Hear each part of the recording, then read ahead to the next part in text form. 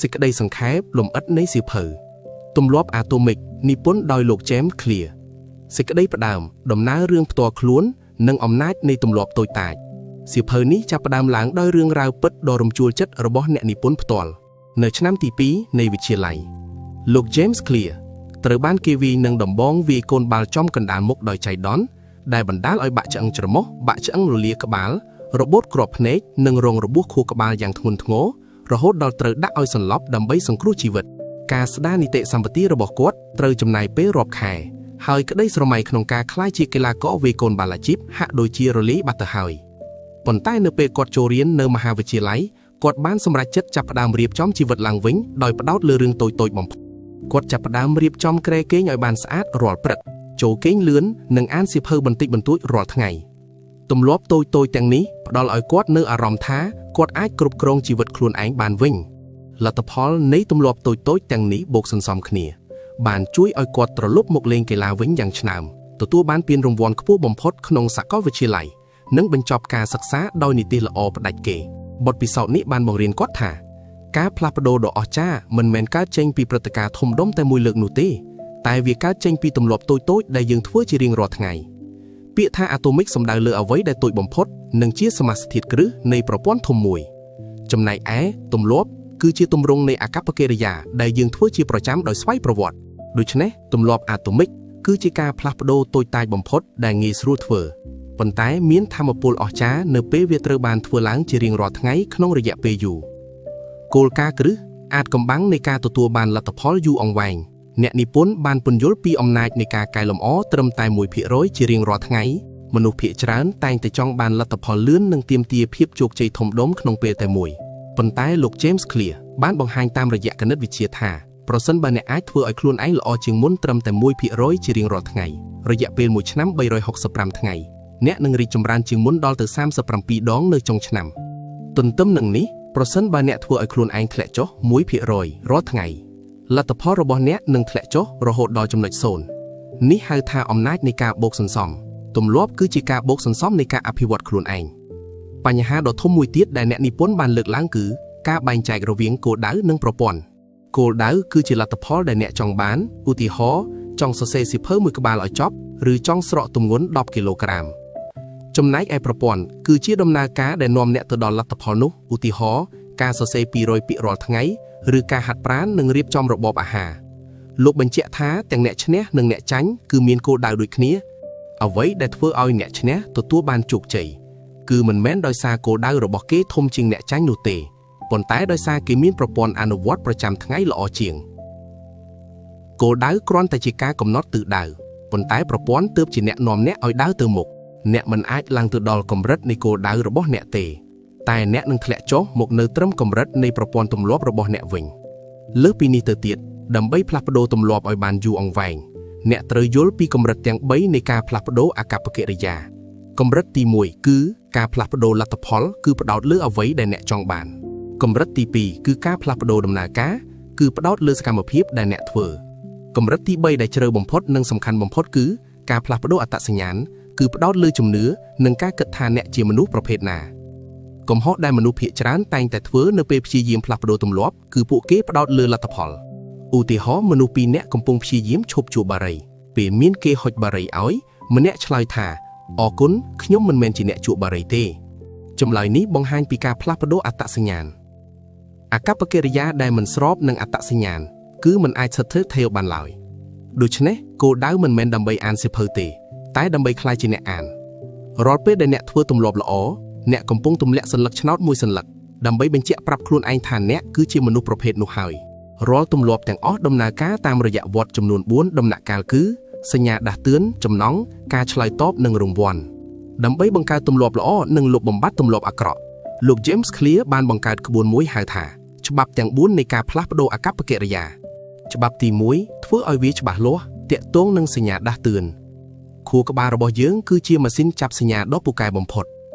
នៅពេលអ្នកធ្វើកិច្ចការដដែលច្រើនដងខួរក្បាលនឹងចាប់ផ្ដើមកត់សម្គាល់សញ្ញាដាស់តឿនដោយស្វ័យប្រវត្តិដោយមិនចាំបាច់ឲ្យអ្នកគិតនោះទេ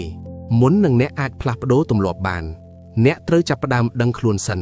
ពីព្រោះទម្លាប់ជាច្រើនកើតឡើងដោយស្វ័យប្រវត្តិរហូតដល់អ្នកមិនចាប់អ្នកនិពន្ធណែនាំឲ្យបង្កើតកាត់ពិន្ទុទម្លាប់ ដោយសរសេររាល់សកម្មភាពដែលអ្នកធ្វើតាំងពីព្រឹកព្រលឹមរហូតដល់ចូលគេងហើយដាក់សញ្ញាបូកសម្រាប់ទម្លាប់ល្អសញ្ញាដកសម្រាប់ទម្លាប់អាក្រក់និងសញ្ញាស្មើសម្រាប់ទម្លាប់អព្យាក្រឹតការធ្វើបែបនេះធ្វើឲ្យទម្លាប់ដែលកំបាំងមុខคล้ายជាច្បាស់លាស់វិធីសាស្ត្រដ៏មានប្រសិទ្ធភាពទី1ក្នុងការបង្កើតទម្លាប់ថ្មីគឺការចងក្រងចេតនាអនុវត្ត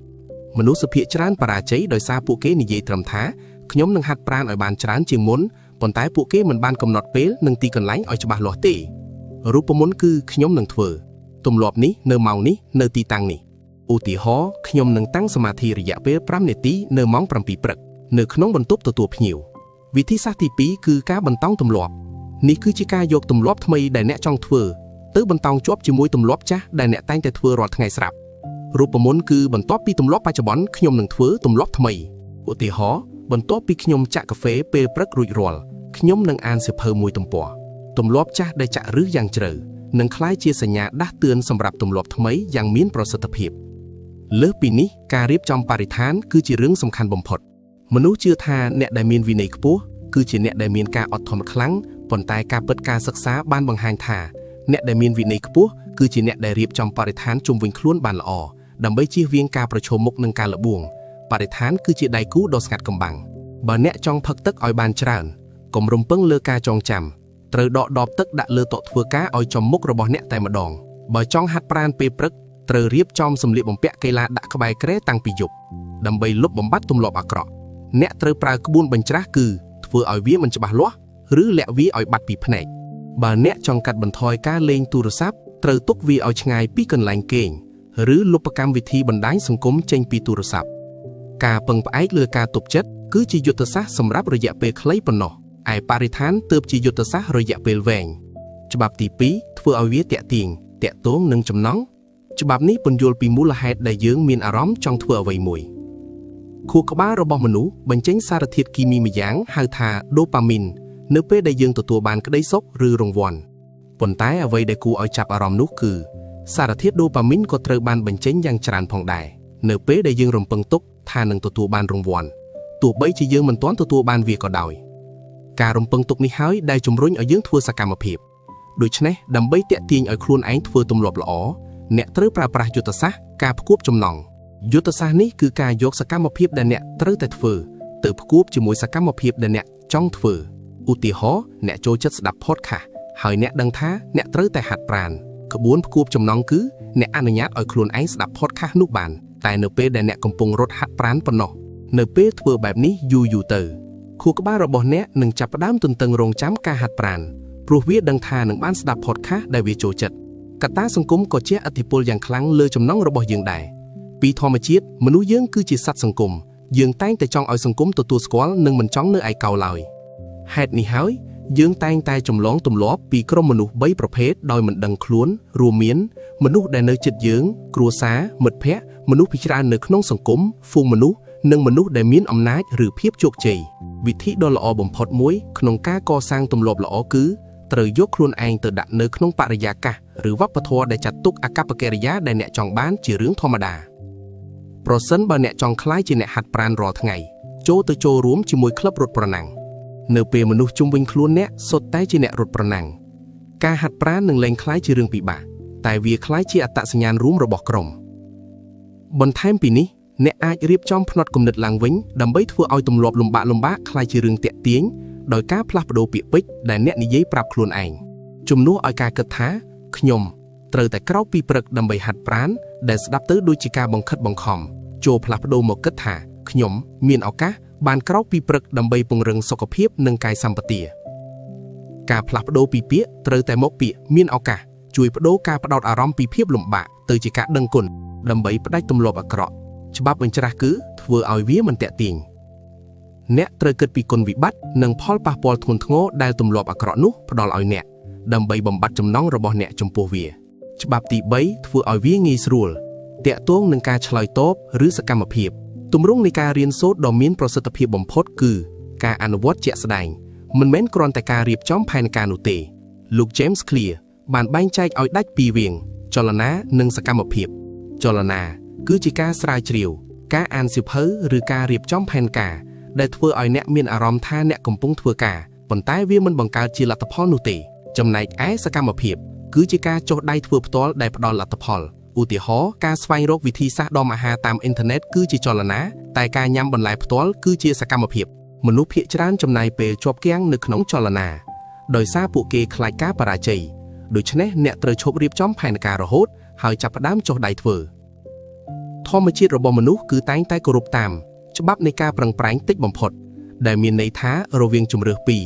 គូក្បាលនឹងជ្រើសរើសយកផ្លូវណាដែលចំណាយកម្លាំងតិចបំផុតហេតុនេះហើយបានជាទូរស័ព្ទដៃងាយនឹងញៀនព្រោះវាទាមទារការប្រឹងប្រែងស្ទើរតែស្មើសូន្យដើម្បីធ្វើឲ្យទម្លាប់ល្អងាយស្រួលកើតឡើងអ្នកត្រូវកាត់បន្ថយឧបសគ្គឬកាត់បន្ថយភាពកកិតរវាងអ្នកនិងទម្លាប់នោះរៀបចំបរិស្ថានទុកជាមុនដើម្បីឲ្យសកម្មភាពបន្ទាប់ងាយស្រួលបំផុតប្រសិនបើអ្នកចង់ញ៉ាំផ្លែឈើចូលលាងវាកាត់វាដាក់ចានហើយដាក់នៅកន្លែងដែលងាយយកញ៉ាំបំផុតបើអ្នកចង់គូររូបចូលដាក់ខ្មៅដៃនិងក្រដាសនៅលើតុរបស់អ្នកជានិច្ចចំណុចកំពូលនៃច្បាប់នេះគឺការប្រើប្រាស់ច្បាប់2នាទីដែលជាគន្លឹះដ៏សំខាន់បំផុតមួយនៅក្នុងសៀវភៅទាំងមូលគោលការណ៍នេះចែងថានៅពេលអ្នកចាប់ផ្ដើមទម្លាប់ថ្មីអ្នកត្រូវបង្រួមវាឲ្យទៅជាសកម្មភាពដែលអាចធ្វើចប់ក្នុងរយៈពេលតិចជាង2នាទីឧទាហរណ៍អានសៀវភៅមុនចូលគេងคล้ายជាអានសៀវភៅមួយទំព័ររៀនភាសាអង់គ្លេសคล้ายជាបើកសៀវភៅមេរៀនរត់ហាត់ប្រាណ3គីឡូម៉ែត្រคล้ายជាពាក់ស្បែកជើងកីឡាគំនិតនៅពីក្រោយច្បាប់នេះមិនមែនដើម្បីឲ្យអ្នកធ្វើត្រឹមតែ2នាទីរហូតនោះទេប៉ុន្តែវាគឺដើម្បីបង្រៀនអ្នកឲ្យចេះបង្ហាញខ្លួនទម្លាប់មួយត្រូវតែត្រូវបានបង្កើតឡើងសិនមុននឹងវាអាចត្រូវបានកែលម្អប្រសិនបើអ្នកមិនទាន់អាចធ្វើជាម្ចាស់លើការគ្រាន់តែបង្ហាញខ្លួនរាល់ថ្ងៃទេអ្នកមិនអាចរំពឹងថានឹងធ្វើកិច្ចការធំបានឡើយកុំខ្វល់ពីរូបរាងដ៏ល្អឥតខ្ចោះនៅដំណាក់កាលដំបូងត្រូវផ្ដោតលើការចាប់ផ្ដើមឲ្យបានសិនទើបបន្តវាតាមក្រោយអ្នកក៏អាចប្រើប្រាស់ឧបករណ៍ចងការតាំងចិត្តផងដែរដើម្បីធានាថាអ្នកនឹងធ្វើទម្លាប់នោះវាគឺជាជម្រើសដែលអ្នកធ្វើនៅបច្ចុប្បន្នដើម្បីគ្រប់គ្រងសកម្មភាពរបស់អ្នកនៅអនាគតឧទាហរណ៍បើចង់សន្សំលុយចូលប្រើប្រាស់ប្រព័ន្ធកាត់ប្រាក់ពីកុងធនាគារចូលទៅកុងសន្សំដោយស្វ័យប្រវត្តិរាល់ចុងខែដើម្បីបញ្ឈប់ទម្លាប់អាក្រក់ច្បាប់បញ្ច្រាស់គឺធ្វើឲ្យវាពិបាកបង្កើនឧបសគ្គឲ្យបានច្រើនជាទីបំផុតរវាងអ្នកនិងទម្លាប់អាក្រក់បើអ្នកចង់ឈប់មើលទូរទស្សន៍ច្រើនពេកបន្ទាប់ពីមើលចប់ត្រូវដកឌុយចេញហើយយកតេឡេទៅលាក់ទុកនៅបន្ទប់ផ្សេងច្បាប់ទី4ធ្វើឲ្យវាគួរឲ្យពេញចិត្តតាក់ទងនឹងរង្វាន់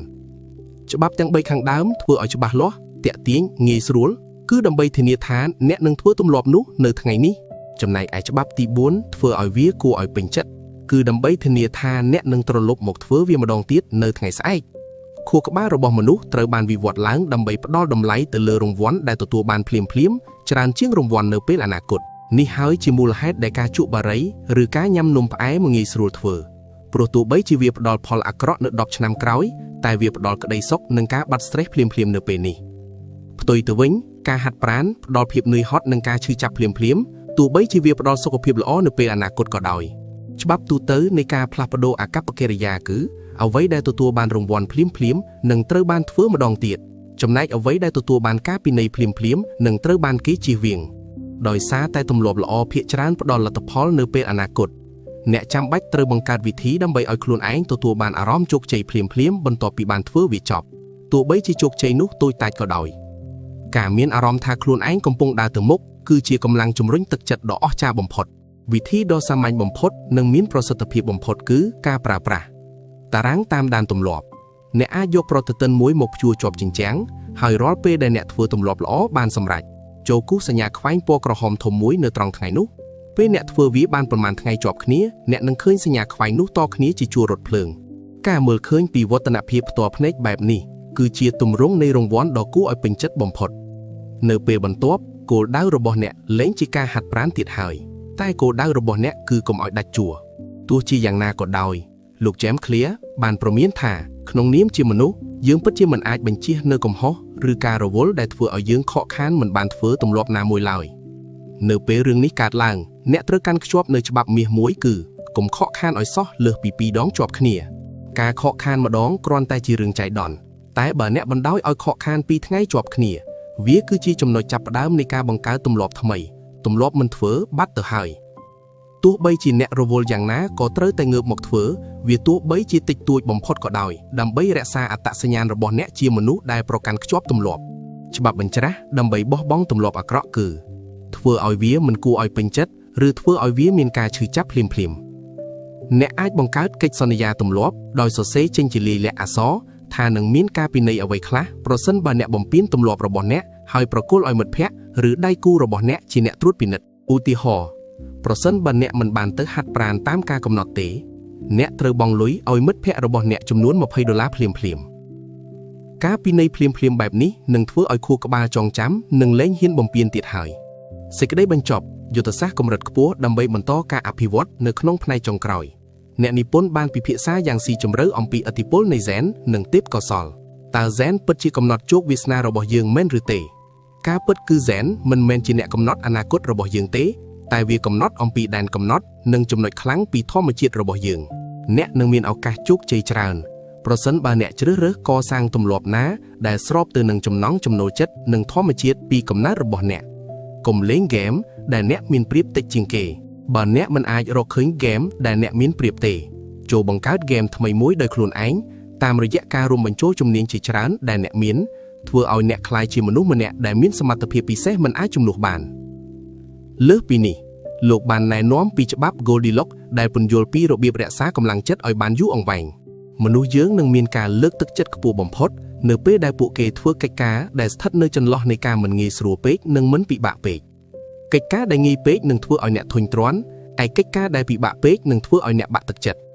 អ្នកត្រូវជំរុញខ្លួនឯងបន្តិចម្ដងឲ្យស្ថិតក្នុងគែមនៃសមត្ថភាពរបស់អ្នកជានិច្ចសត្រូវពិតប្រាកដនៃភាពជោគជ័យមិនមែនជាការបរាជ័យនោះទេប៉ុន្តែវាគឺជាភាពធុញទ្រាន់អ្នកជោគជ័យក៏មានអារម្មណ៍ធុញទ្រាន់នឹងការធ្វើរឿងដដែលៗរាល់ថ្ងៃដោយតែមនុស្សធម្មតាដែរ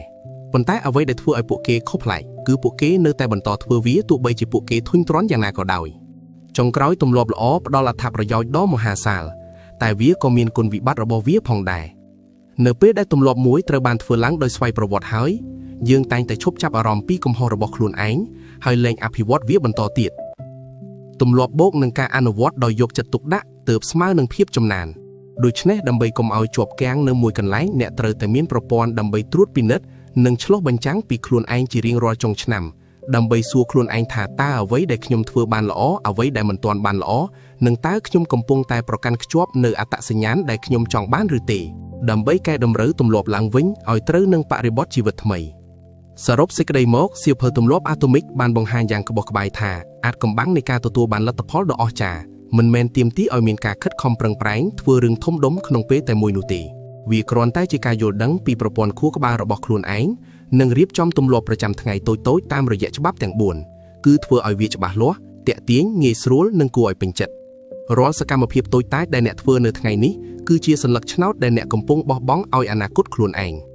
ការផ្លាស់ប្ដូរតូចមួយមិនអាចផ្លាស់ប្ដូរជីវិតអ្នកភ្លាមៗទេប៉ុន្តែការផ្លាស់ប្ដូរតូចៗរាប់រយរាប់ពាន់បញ្ចូលគ្នាតាមរយៈពេលវេលាគឺពិតជាអាចកំណត់នៅជោគវាសនានិងអត្តសញ្ញាណដ៏អស្ចារ្យរបស់អ្នកនៅថ្ងៃអនាគតយ៉ាងពិតប្រាកដភាពជោគជ័យគឺជាប្រព័ន្ធមិនមែនជាគោលដៅទេចូលចាប់ផ្ដើមពីថ្ងៃនេះចាប់ផ្ដើមឲ្យតូចបំផុតនិងមិនត្រូវបោះបង់នោះឡើយ